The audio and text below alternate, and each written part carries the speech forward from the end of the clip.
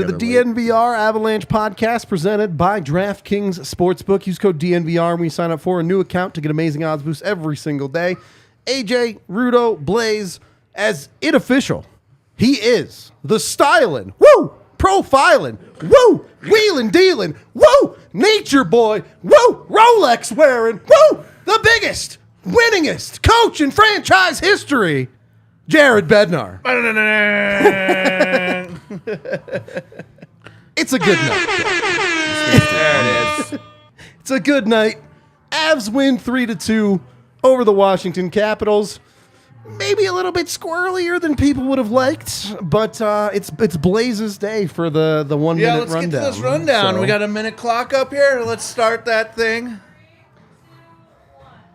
Avalanche start a little slow at the beginning of this game. Washington's taking advantage, getting their shots, their chances. Changes pretty quickly, though, with Nathan MacKinnon picking up his 700th point as an Avalanche.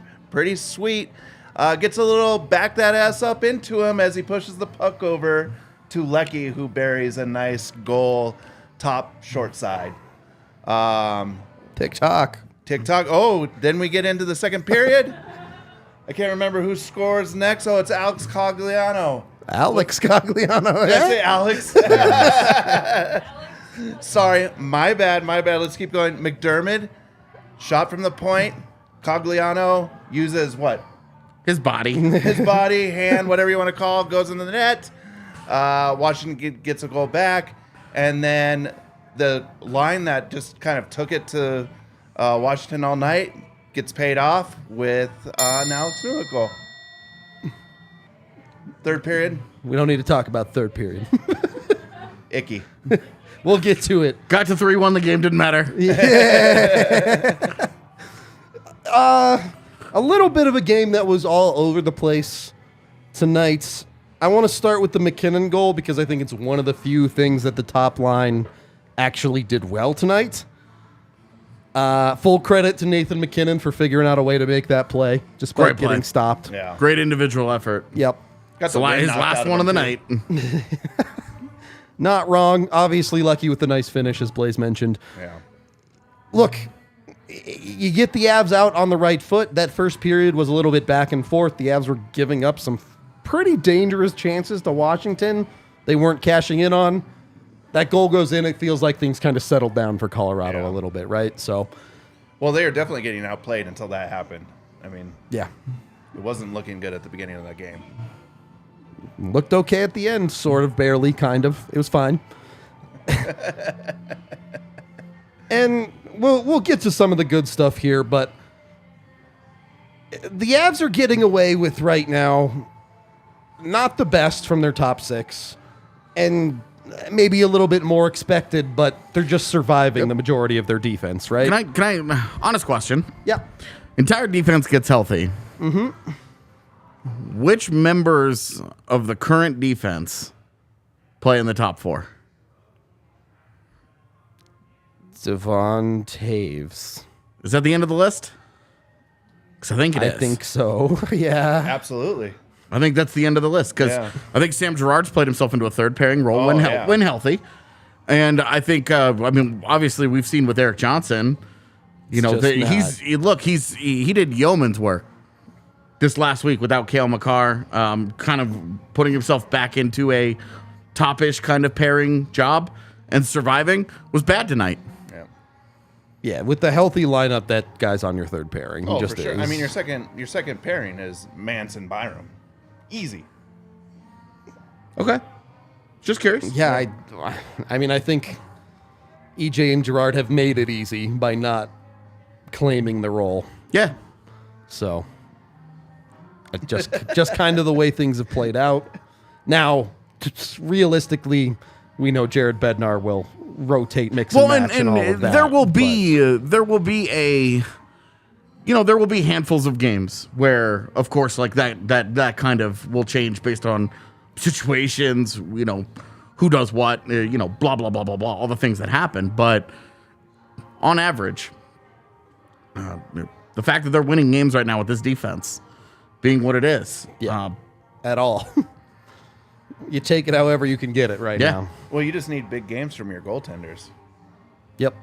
You need your goalie to be there. Worth you his salt. need him. You need him to be rock solid. And once again, we're talking about the goaltending for Colorado continues to be great. Yep. Yeah. It's been third best in the NHL coming into tonight. Didn't get any worse. Just more of the same. Yep. Yep. And certainly, we'll talk about the Ovi goal, which on the one hand, it's Alex Ovechkin. On the other hand, maybe you want Georgiev to play it a little better. But certainly through the first two periods, he did everything you could ask him to do for Colorado. Allowed them to get to that 3-1 lead in the first place. Yeah. Like to see a save on that last goal, I said we'll get there. but I'm not going to throw a fit about it. Yeah. Absolutely not. And look, where this podcast is really heading is two places. One, you can't really have games like this from Mikko Rantanen. And it's not to take anything against him. I get it. He's still an amazing hockey player. He's still playing out of his mind this year. But it makes the Avs' life so hard when he just completely disappears from hockey games entirely. You need a little bit better there. Thankfully, the Avs had Alex Newhook in their third line, and that line took care of business. Dude, Line that was third great. line was badass tonight. Great. Literally nothing but praise for a third. Let's be honest, their third line was more like a second line tonight. Oh, for sure. You get 2 goals out of it. It's more like a first line. You're not wrong. You get 2 goals out of it, and it's your You're most not consistent wrong, line but I beginning to end. was gonna give McKinnon credit for at least the 1 goal. Can you say that though? Because their defense is creating all that offense. They are just relentless on the forecheck.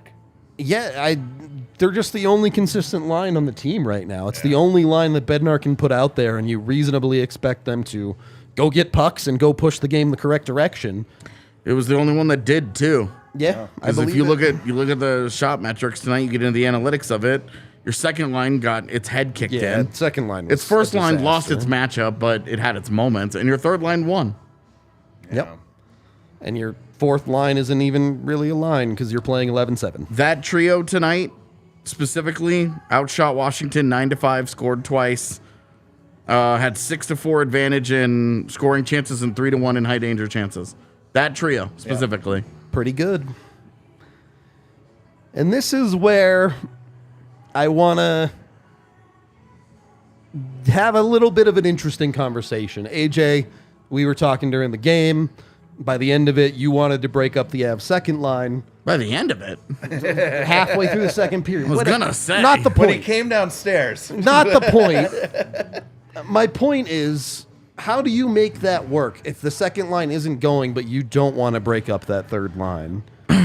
well, then you just start swapping some of those guys around. The core tenets of those lines that work. Lehkonen and McKinnon. Sure. McKinnon and Rantanen can. I Yeah. don't know if I would have done it tonight. I don't think that's the decision I would have gone with tonight. But Nichushkin and Rantanen, I think, are the core tenets of those 2 lines. Those are the 3 pairings. Those are kind of the duos that you're looking at and saying those are my preference. So I would tonight I would have swapped Nichushkin and Rodriguez to start. That would have been my first tinker. And if that didn't get me results, then I probably would have tried to put Mikko back up onto the top line next to Lehkonen and McKinnon and turn that other one into a third line. Turn the Nichushkin, Comfort Rodriguez Sure, into my third line and elevated the Newhook role. I think that one is the one I like more, specifically because, yes, you were getting a bad game out of Mikko. You've also now had a bad couple games in a row out of Evan Rodriguez as well. Yeah, definitely. I like that idea of moving Rodriguez for Nuke, just to try to spark something. Yeah. Because then those are guys that produce and are usually in on stuff that's going on, and when those guys are producing, that's when those 2 lines are actually producing points for the team. Tonight, both of those guys were bad. Yep. I mean, Nuke was not good. He existed. Keep it there. He existed. Yeah. Yeah, it's And that's where the tinker, where you're still keeping McKinnon and Rantanen apart, so that if you do spark something, you are still a hard matchup problem there for the other team. Going through the numbers, the McKinnon line honestly did fine. It held its own. I was being harsh, but it breaks even more often than not, and it's really the second line that just had the biggest problem. just got completely caved. Yeah, and when you're looking at trying to tinker, you're talking about Artturi Lehkonen and Nathan McKinnon have worked beautifully together. Yeah. And they were maybe the part of the top line that I liked tonight. And so that's not where I would have started with trying to break that up. They definitely like playing with each other. You can tell. Well, I don't know how anybody would ever not like playing next to Artturi Lehkonen. Yeah. He works so hard every shift and does so much work. And he's smart. Yeah. I mean, and he's fearless. Yeah. We talk about how he's a little undersized, and he just gets the shit kicked out of him every single night. Goes hard. So, yeah. But I mean, you're talking about like in-game a nitpick, and then in the next game, I go right back to the lineup they started with. Yeah. Like, We've seen way more success than not with the way that this has been set up. Well, and some of that's just matchup, right? Sorry. no, You're go right. ahead. No, some of that's just matchup. Like, there's just certain teams that when you match up against them, you're just not going to get that offensive power that you're gonna do on most nights with other teams. Like, sometimes there's just weird matchup stuff. Well, and that weird matchup stuff plays in your favor because Alex Newhook's line just eats. True. And look, It's Thanksgiving every day for that line right now. again, the way Mikko Rantanen has played this year, you're giving that guy half the game to say, hey, are you going to show up and be Mikko tonight? True. Yeah. So Absolutely. you're not making sweeping changes or anything like that. Dude, sweeping Based changes on- not Based You're on a making- game they won, by the way. You're making sweeping changes on a 6-game winning streak. You are focused on the wrong stuff. So it is worth pointing out some of the struggles that probably made this game closer than it had to be for Colorado. But again, they're getting the job done every single night right now. And that's exactly what they needed to do. So I do have one question, though. Who needed Bacchus and Schenker more? Was it McKinnon on the goal, or was it Brad Hunt in the third period making the play to separate the puck? I mean, I'm sorry. Are you asking AJ? Go. Open? You go. I mean, it's McKinnon. He just got backed into. That guy just put his rear end right into Mac's body, knocked the wind out of him. They Start mashing too, Mac. Yeah. That's right. He scored the goal, got his 700th point, and then dialed 222-2222. Just push 2 for a while. Just pushed two for a while. I love that. I do too. If you have been injured and it's not your fault, you guys do need to check out Bacchus and Schenker, though. They will help you wherever the injury came from, whether it be car accident, motorcycle, ride share, even at work. They got you covered. Does that mean Keegan Colasar is on the hook for all of Byram's problems? Give Bacchus and Schenker a call, Bo. Just saying. What's the statute of limitations on that? On concussions caused. And the big part of it is you don't need to be rich like a hockey player to use Bacchus and Schenker. Mm-hmm. They will consult you for absolutely free. It costs you $0. And even if they take on your case, you pay nothing until you win the case. So it's literally free money in your pocket, basically. These guys just working for you to help get you what you're owed. They've won over $1 billion over the 25 years they've been doing this here in Colorado. If you're from Colorado, you have to know who they are, right? At this point, just make sure you're using them when you have the opportunity to get what you deserve with the 2 number. Go over there, find out if you have a case for free. Bacchus and Schenker wins. We're also brought to you by DraftKings Sportsbook. Got a little pick of the week for you here. I was right on my first pick of the week last week when I said to take the Bengals over the Bills. You got that one. You want to take this one too? You got another gem in there? No. No. I was just happy with that one. I was 1-1 on my football picks last week. So. 1 for 1 is pretty good. I'm not going to lie to you on that one. I am not going to go with football this time. Okay. I'm gonna go a little bit outside the box here.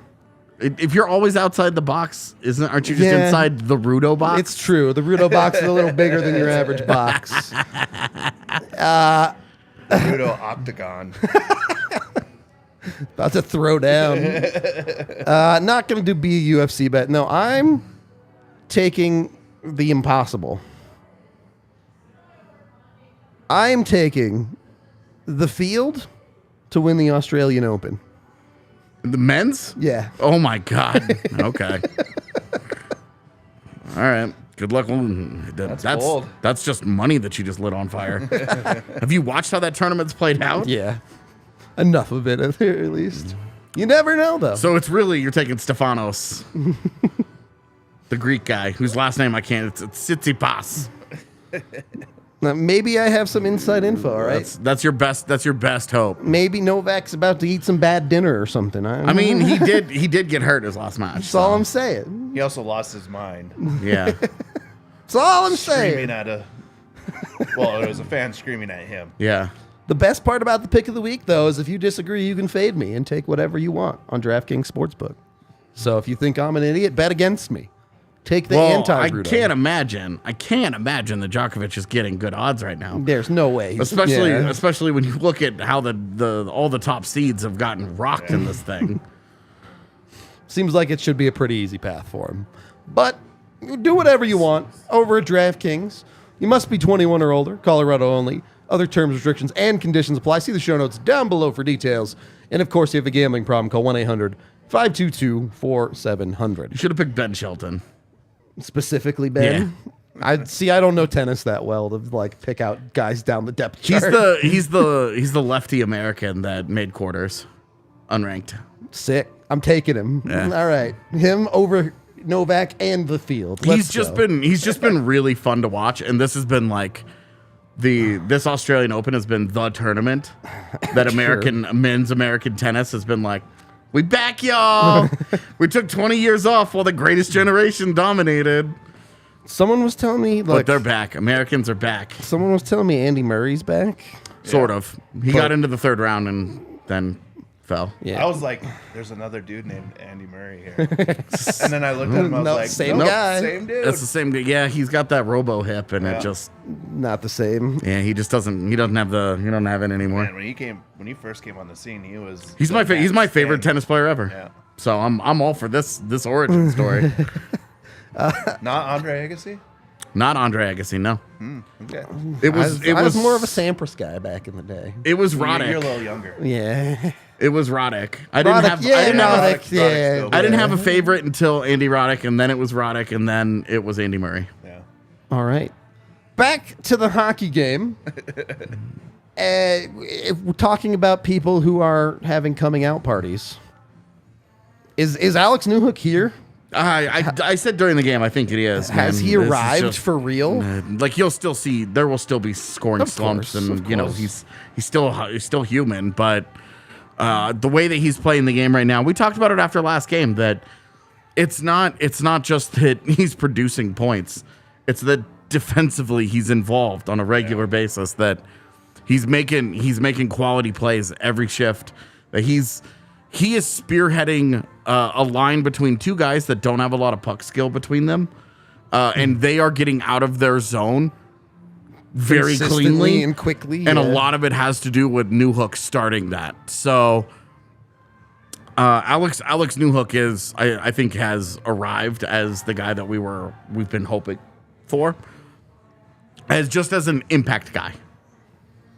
I don't want to be. He's the 2C. He's going to score 60. And Forget roll for a I'm not minute, worrying yeah. about any of that. It is just consistent. I think it has been enough now. We've watched it over the last few weeks that the points are a product of everything else that he's been doing well, and is more of a justification of the play of the role, and then him in this at center. Yeah. Yep. I tweeted it out. I retweeted one of Evan's tweets. The exact same thing happened at BC when he first got into college. Yeah, it's true. Where they put him on the wing for a while, and then he got comfortable. They moved him to center, and he was just to the moon. From Well, there. they put him next to Matt Boldy. Yeah, and the two of them And clicked, and they it was both gone. just yeah, took off. Yeah. so it's nice to see, and the point that you were kind of digging at there, AJ, is one, he's found chemistry with Cogliano and LOC. Definitely. But two, you're seeing him be the driver Yes. of that line. He's the dude pushing the play there. He's not the guy just on the wing thriving off of other players' success. Anybody that went and read my piece after the Seattle game, you would have seen that he was this close Yeah. to a 4-point night. Yeah. Like, it wasn't even a big leap to be like, he could have had a 4-point night.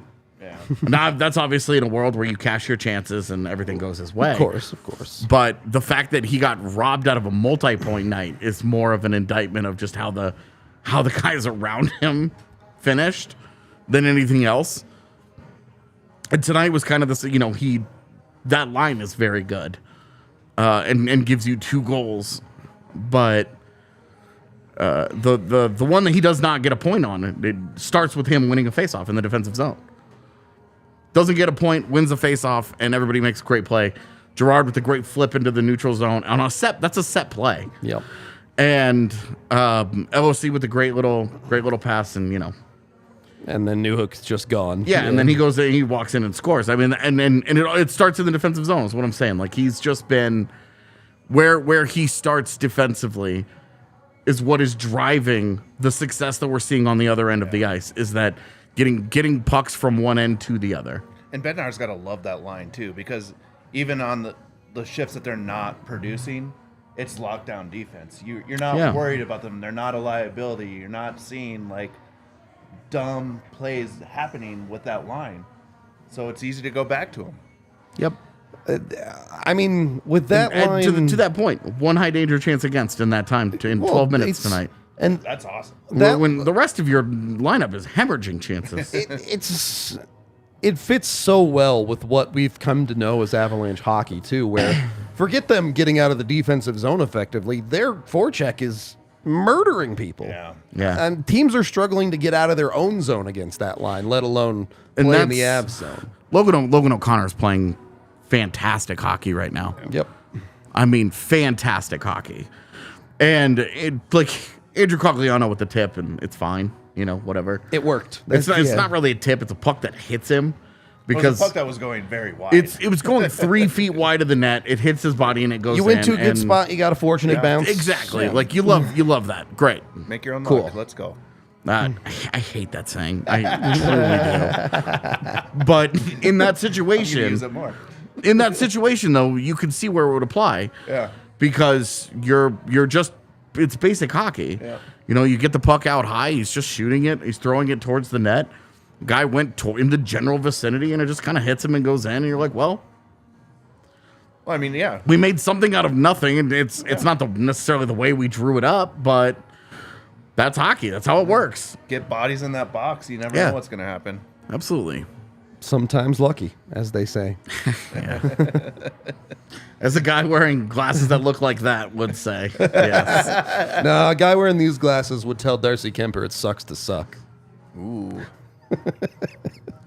I mean, after the game, the guy wearing those glasses would have skated over to him and said, "Get good." It actually looks like Then taking his stick and I'm a CIA agent meeting with a narco from Middle America. yeah.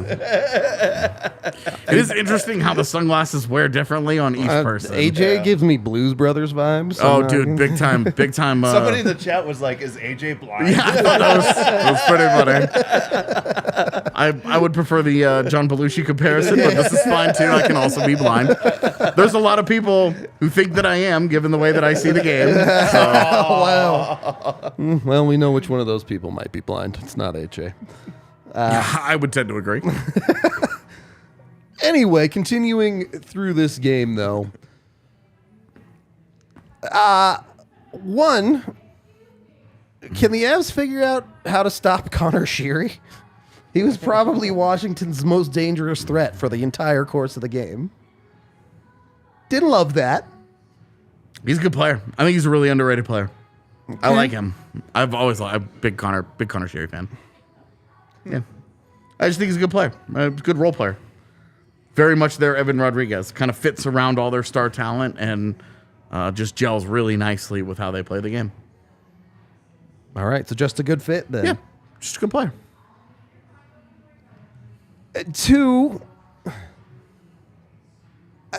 we talked about Georgiev a little bit already, but Not our king of the game, by the way. not our king of the game. Where is the line of Georgiev playing well and Georgiev getting lucky?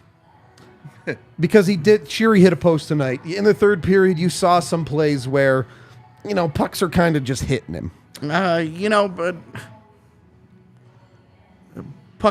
it's on the shooter.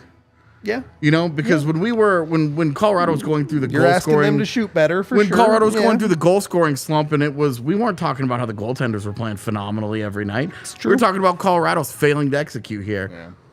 So to me this is the same conversation. Georgiev's putting himself in the position that he thinks he needs to be in. It's on the shooters to miss him. It's on the shooters to not hit the post. It's on the shooters to actually finish. Yeah. So Agree. I just think Georgiev did his job. The Caps didn't. And then this is what it comes down to. It's execution, man. They had opportunities. They get a free one. That's their second goal. It's just a free one. Yeah. They didn't earn that shit. They didn't deserve that. Well, The Avs hand that to them. And beyond that, though, their one goal is just a nice tip that just dribbles through Georgiev. Yep. Other than that, Georgiev outplays them. Easy peasy. Yeah, I mean, at the beginning of the game, this, it could have changed right there. At the very beginning, I don't remember who shot it, but it was Sheary. Was it Sheary, too? The post? Yeah, the yeah. post. Yeah, it was Sheary. 2 posts, okay. I mean, that could change the outcome of a game real quick. Didn't We saw 2 weeks ago when they were losing all their games. Yeah, It those did. were going in. Yeah, That's 2 weeks ago that thing maybe hits a third post and then hits off Georgiev and goes in with the way that the Avs puck luck was going. And look, I don't want to take away from Georgiev. He had a No, man, he was awesome. incredible save in the third period off his mask as he's sliding across. Yeah. Bailing the Avs defense out, which again, was it bad tonight? Yes. Is that all that surprising? No. You kind of live with it. You're going to need your goaltender to pick up the slack on a night where your defense just does not have the goods, especially when the defense is this beat up. Because they didn't have the goods tonight. They were bad. Their puck right now, post-game stuff is going on, and I'd be willing to bet you that puck management is a phrase is a phrase that gets said at least 3 or 4 times. It's been tweeted out. Yeah, look, 2 things here.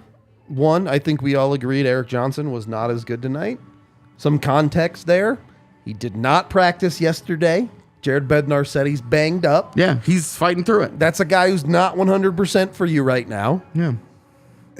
And he's playing. Where you at, Kale? Right, exactly. This is like the one criticism that I have of Kale McCarr is that he reminds me of Peter Forsberg in the bad way. If he's just not chalk him up to miss if he's not 100%. if he's at 95%, he won't go. Yep. Unless it's a postseason game in which, of course, everybody goes crazy and They'd go at 10%. Yeah. And for the record, I say it's a criticism I have. It's also his call. Totally. And I'm not gonna, but you do see that difference between Kale McCarr is participating in everything, and he's just like, well, I don't want to risk it turning into a bigger problem. And everybody in the world understands this, Totally. right? And you totally, and Eric Johnson's like, I'm playing. And he goes out and he doesn't play very well, but he plays like a goddamn warrior for you. This is the same guy who finished a shift on a broken leg. Right. In his And career. it's just like, you're fine with all of this and how it's playing out. But to me, it does feel like a contrast where you're like, okay, just different mindsets, different, and different. Again, if it was game 1 of the postseason, come on. he's playing. Yeah. This isn't a conversation. So it's not like an indictment of Kale McCarr. I just thought that the contrast between the 2 decisions where Eric Johnson was like, I'm taking days off. I'm beat up. No chance. I'm playing. They need me in the lineup because we literally don't have a call up. Who else do you use in that spot at this point? Literally, who do you call up? Is it Keaton Middleton? No. You'd go 12-6. Eric Johnson's playing. But Keaton Middleton, man, that defense is getting real tall real quick at that point. I mean, you're going from 6'4" to 6'7", so He's a big boy. you're going from big to really, really big. Yeah. But yeah, point is, I don't think Erik Johnson was very good tonight, but I appreciate that he was a goddamn warrior.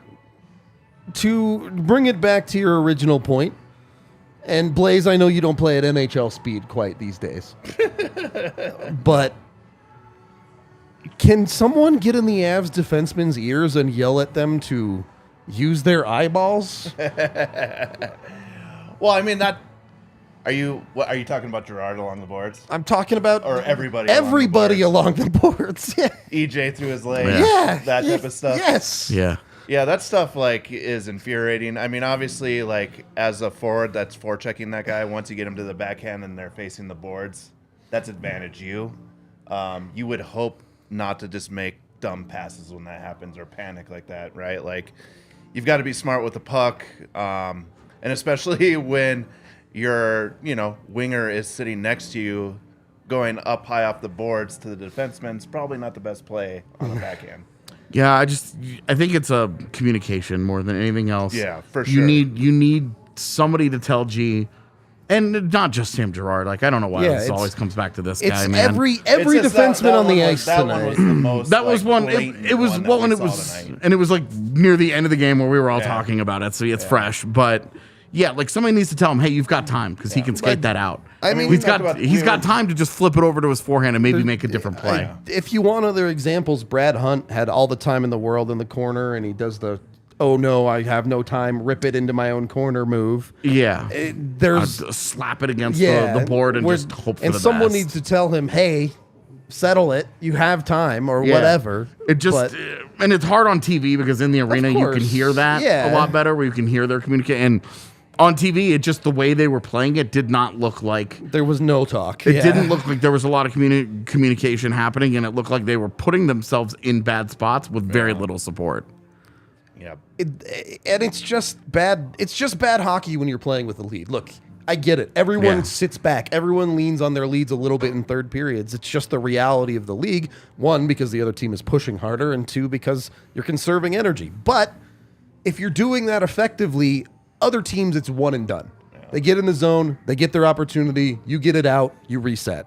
It was far from one and done for the Avs in the third period of this hockey game. It's the blind passing in the defensive zone that drives coaches crazy. They would rather have you Thing that try Erik to make Johnson a move, did. get to your forehand, and lob the puck out. We watched Erik Johnson win maybe the first foot race he won all year, gets to the puck, and then and then waits for the pressure. Yeah. He draws the guy in. He does everything that you like, and then he goes between his legs to nobody, right to a Caps forward who's attacking the net, and you're like, no.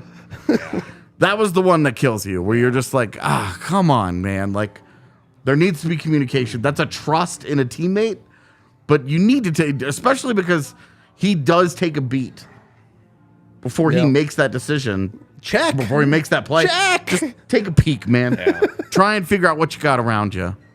Get something. This is a weirdly critical podcast. It given is. That they won this game. They won this hockey game, and they played really good hockey through 2 periods. For 2 periods, Very it true. was. Yeah, they were really good. One of the units that I really want to give love to tonight, and is going to be a stud tonight, the penalty kill was exceptional. 4 minutes of power play time. They had the puck in the offensive zone for maybe a minute and a half of that. Yep. And it was so good. The denials at the blue line, in the neutral zone, the pressure that they put on, the active sticks, the reading of the play. That unit was exceptional tonight. I loved the PK tonight. Gonna dunk on you a little bit, Blais, here, so apologies, but Fine. the Avs PK was so good on the first power play. They got a minute into it, and Blais is like, the Avs are playing like a weird neutral I zone was trap. like, somebody go attack. What the hell are they doing? And then I was like, oh. They had played their PK so effectively, Blais didn't even know they were on the penalty kill at that point. It's true. What is this? This It's 1-3-1 bullshit is back? No, it was just the 3-1 bullshit. That's all it was. But I was like, wow, this is like they're just allowing them to set up in the zone and come out. I was like, okay, we're playing neutral zone trap now. Like, what's going on here? But look, the PK deserves extra credit because the Avs didn't get a power play opportunity tonight. Yeah, Caps are so clean. dude. Watching so Some of those refs are wearing AJ's sunglasses tonight. watch the Ovechkin goal Yeah. and watch Devon Taves freak out after that goal gets scored. Watch the successful pick play that gets run on Alexander Georgiev in the last 2 minutes of a hockey game. They pick your goalie, and the ref still is like, looks good to me, boys. Interference, holding. You There's guys, so many things. Sonny Milano with the as like big a hug as he can. Yeah, like, dude. Arms wrapped knocked around a Newt guy. Stinker. Yeah, Man. just straight chopped it on what was a free empty net goal. Yeah, Nichushkin's going for the empty netter, and he just slaps it out of his. That was an automatic goal a week ago. What the hell, dude? It's not even so much that I think that the Caps like deserved all these penalties, but in a game where you don't call any on them. Yeah. And then you get into the final couple minutes, and you're just like, "That's a blatant penalty. That's a blatant penalty." The one that truly blew me away was the Nichushkin slashing of the stick out of the hands. Oh, yeah. 'Cause that's taking away a direct scoring opportunity. It was like 50 seconds left where you're like, okay, like you could say that, hey, we gave you guys a shot or whatever. You've already given them a free pass on 2 penalties. But now with an empty net here, the guy gets inside the zone. He just whacks the stick, and you're just like, it's Ovi. So what, man? It's a penalty. It was so frustrating. Is what it is. It didn't matter because the Avs special teams were good enough. They didn't lose the special teams battle because of that good penalty kill. It's the little things like that that get you over the hump that sometimes you don't think about. The Ovi goal, in hindsight, don't mind it because I always think it's dope when Ovi scores and he gets to write a little bit more history. So, not going to complain that much about that one.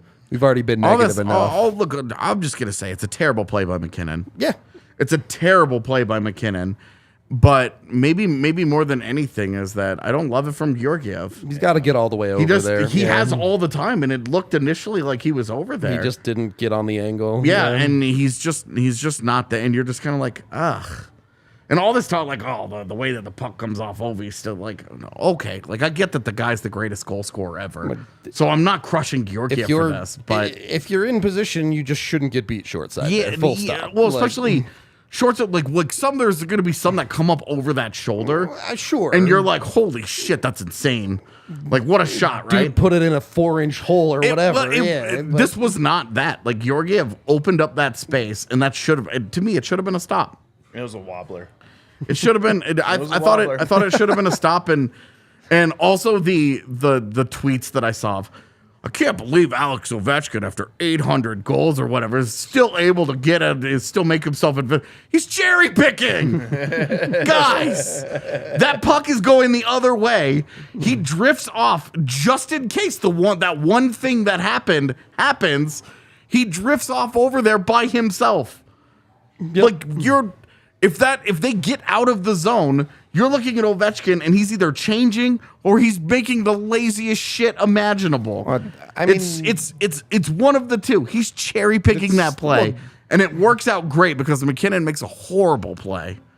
Right, and like if that play works, I forget which winger was on the far side, but that winger was gone. Yeah, if McKinnon gets through Erod. that guy, it wasn't Erod. They have an odd man rush the other way. Exactly.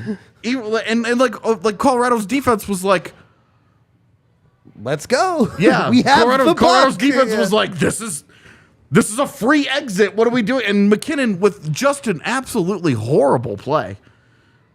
And Ovi gets a gift from the gods on that one. And look, he smashes it and he does what he does. I could say it should be a save all I want. I don't care. It's right. It doesn't matter. It doesn't matter. Yeah. They don't get the third one. That's the one that they don't get that one. Cool. Have it, dude. Have it. Well, you know what? Ovi getting pretty. Georgiev, top Russian. Ooh, got him. Ovi getting pretty high on the list of goal scorers. Bednar, the highest on the list of franchise coaches. If you're trying to get high at home, use Jive Hive. They'll deliver the buzz straight to you. It's that easy, folks. You don't even have to go anywhere. Your couch locked already? Jive Hive will bring it right to you. You don't even have to get up off the couch. Go to jivehive.com. That's JIVEHYVE today.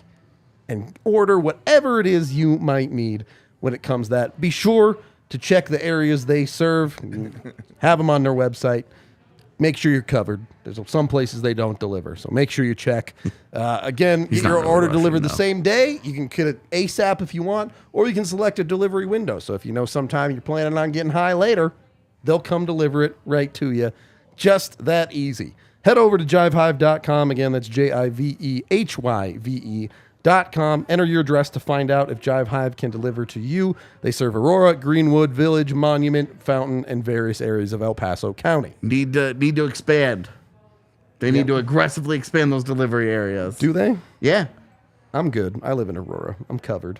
And after you get that Jive Hive, get your Shady Rays. Hey. We're looking good tonight, chat, aren't we? To be honest with you, this has made the lights. It's actually That's what better. I'm saying. I'm like, Yeah. I'm So thinking much this might more be tolerable. This is a every permanent. night Yeah, I am now. strongly contemplating permanent this being situation. something I wear every night. Yeah, it helps with the lights a lot. They're it's comfortable enough. Yeah. I've got them over my regular glasses.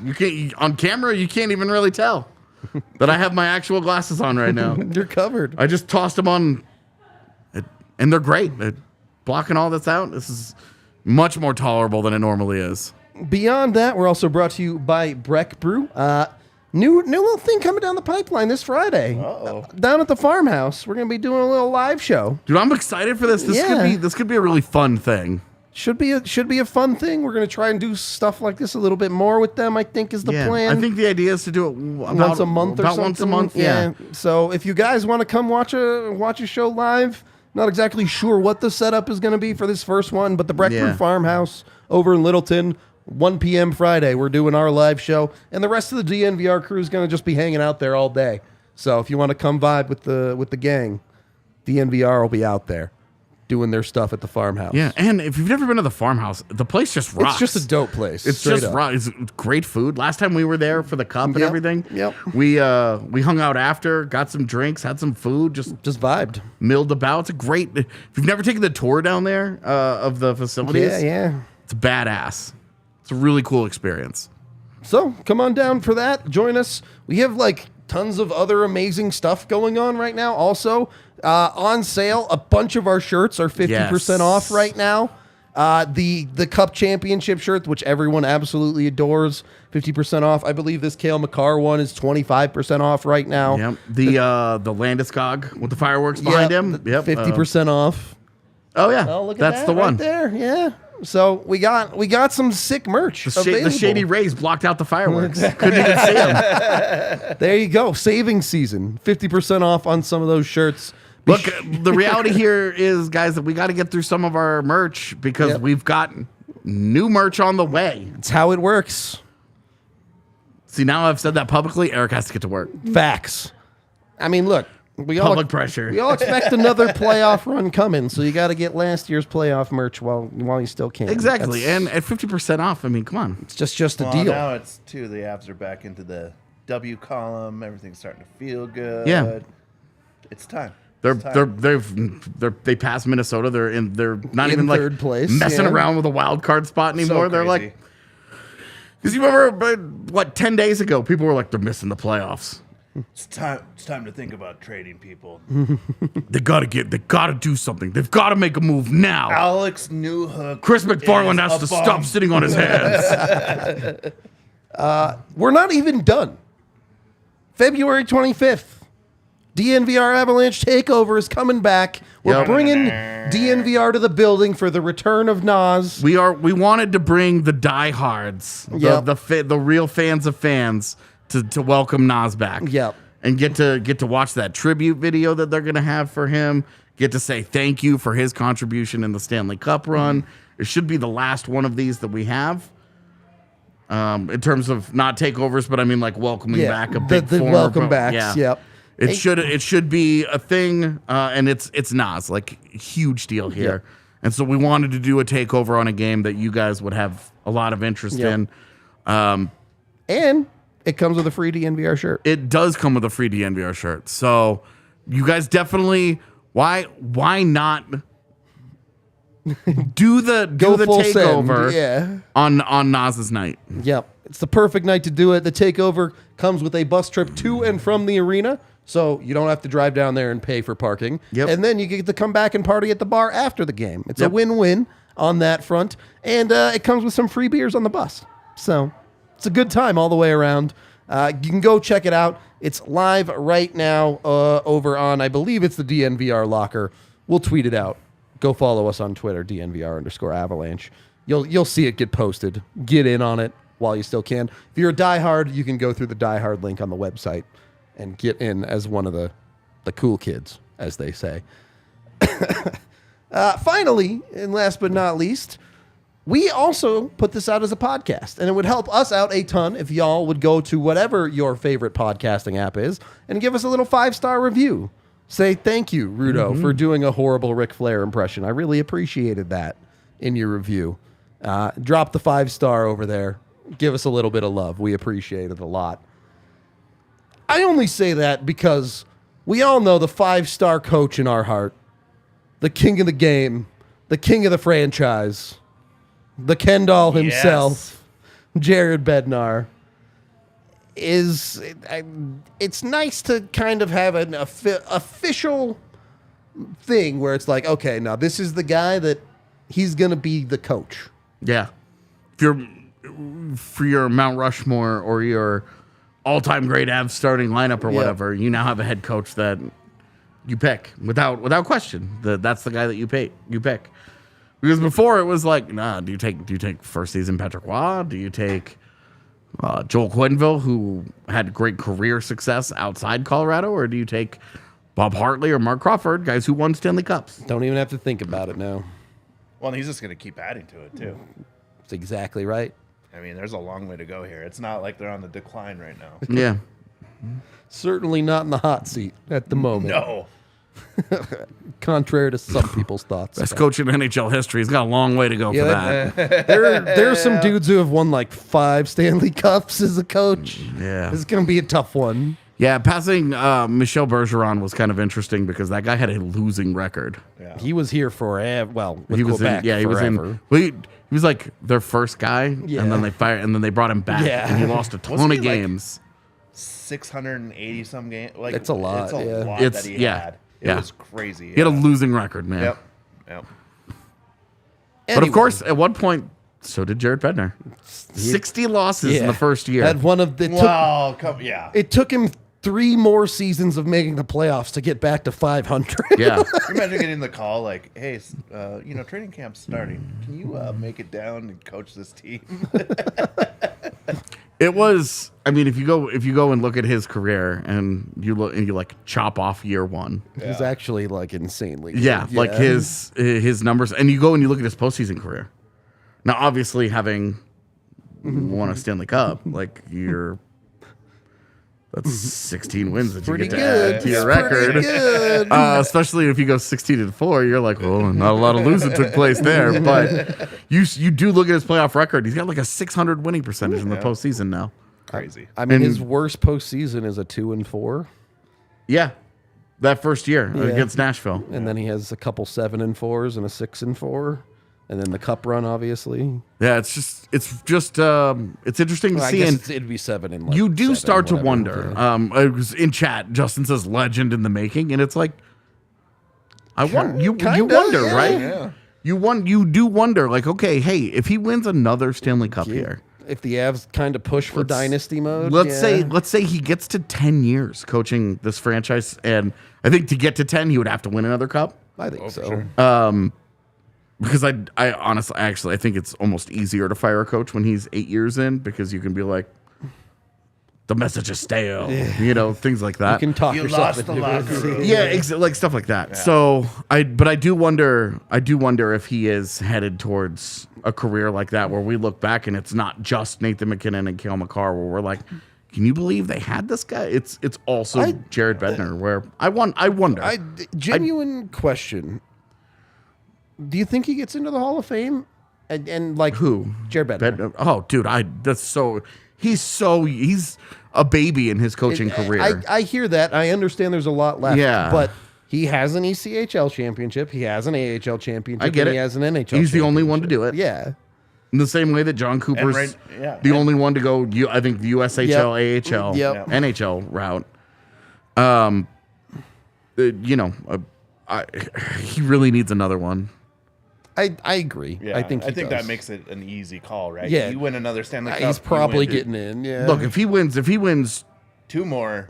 If he wins 2 more, he's in. Yeah, no doubt. If he wins 1 more and he ends up coaching for 20 years, has the long story, and career, gets 800 wins as a coach. Exactly, Easily, what he's done with the Avalanche too, like becoming the winningest coach in franchise history.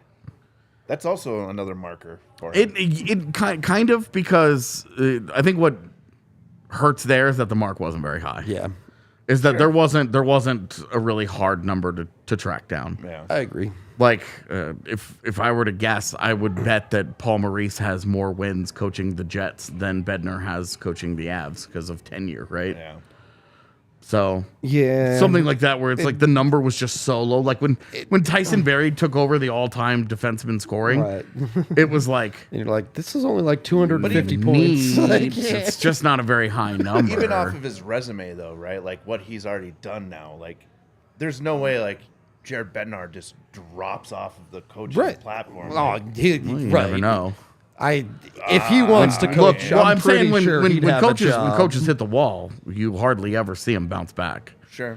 You know, like remember when Bob Hartley looked like he was he did because he left Colorado with an NHL with the Stanley Cup on his resume. Yeah. He was the first guy to get Atlanta into the postseason, and then he won a Coach of the Year in Calgary. Yeah. All within about a period of a decade. All 3 of those things happened, and then he was out of the NHL, and he hasn't even sniffed it since. Yeah. True. So, you just never know with the way that coaches age is so unpredictable and different. You know, as we've seen, some of them are wonderful, but usually those guys that have been in the league for 30 years, by the end, they're out of touch. Yeah. And you wonder with a guy like Bednar, where the big thing with Bednar is the way that he communicates. Yep. Yeah. And the way that he communicates is a way that resonates with the younger generations. And it makes you think that there's some sustainability there. Yeah, because this is a guy I will never forget in his first year coaching. And we asked him, we said, how come you guys how come you haven't given these guys like a bag skate or anything at this point? And his answer, I thought, it's always resonated with me as an obnoxious millennial who needs to understand the whys and the ins and outs of everything. Are you drunk with power again? And well, apparently, man. I'm also a raging narcissist. So, but no, he said that. Look, he said a bag skate is about making me feel better, and my job as the head coach is doesn't matter how to I put feel, my team in the best possible position to win their next game, to show them the video from what went wrong in the last game and prepare them for the next game.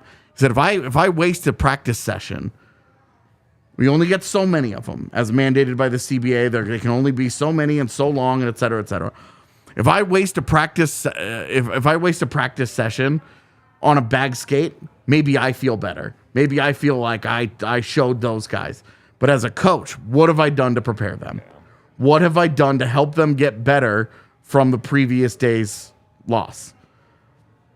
And you can make a great argument that sometimes the team needs a wake-up call. Sometimes they do need to get an ass kicking with something like a bag skate. Well, but we've very rarely ever seen Jared Bednar not turn the page like that. And it's why when they were in that losing streak, it's why we were all calm about it and saying, look, eventually this will stop. They're too good, they're too talented. That this will eventually start to turn. And that mindset, that's where the mindset of you can't change the past comes in, and you don't panic about the future.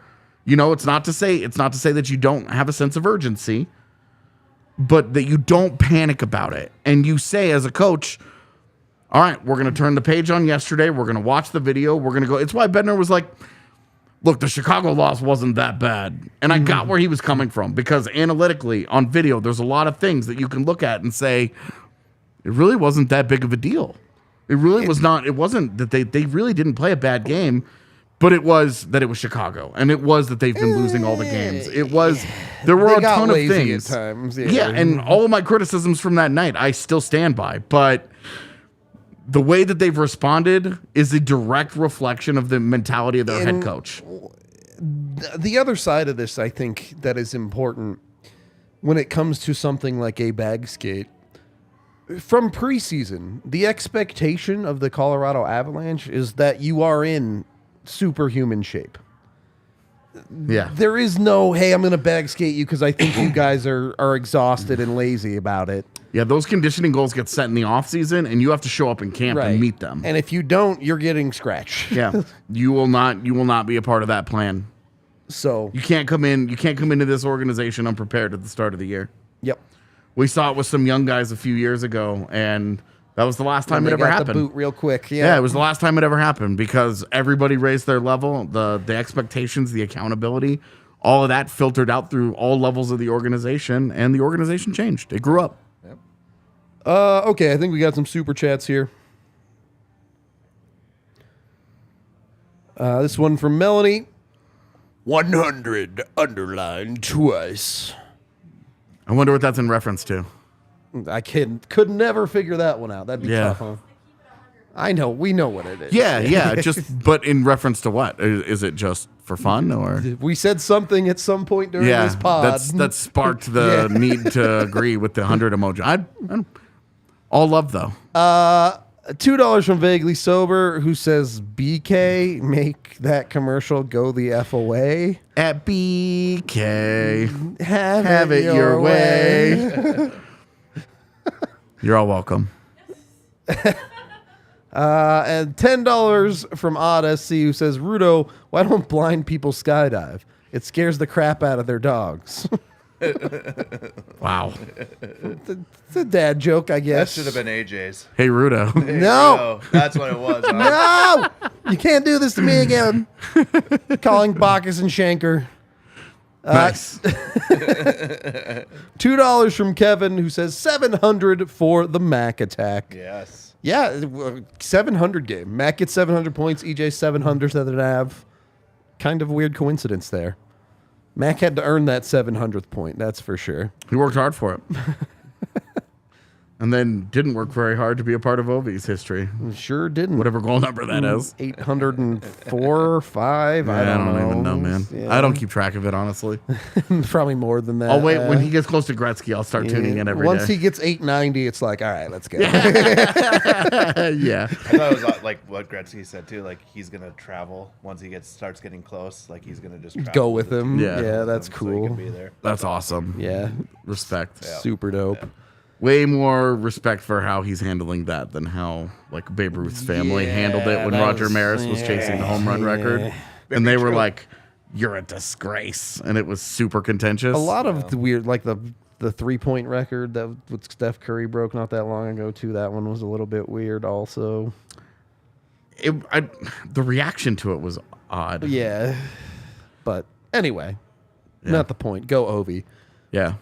Tonight, Ovi didn't get the Caps the win, though. The Avs took it home. At the end of the day, does anybody care how, as long as it's a W? I mean, you care a little bit, but ultimately, like, what's the complaint here? What that they They got depth scoring. They gave up a goal in the third period, and it was 3-2 instead of 3-1. They- Like you don't love the turtle. It's not your favorite, but You know what I say, AJ? that's why you score 3. Bam. It's just that easy.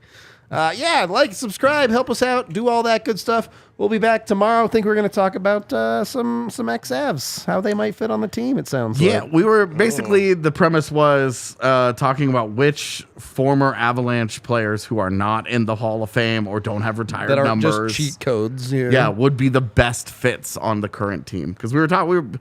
John Michael Lyles was the catalyst of the conversation. So Hey, he might be an upgrade to the Avs D this second. Yeah, he's still skating. Is he in shape? We are out of here for the night. We appreciate all of y'all. We will see you tomorrow, and maybe I'll just never take these glasses off again.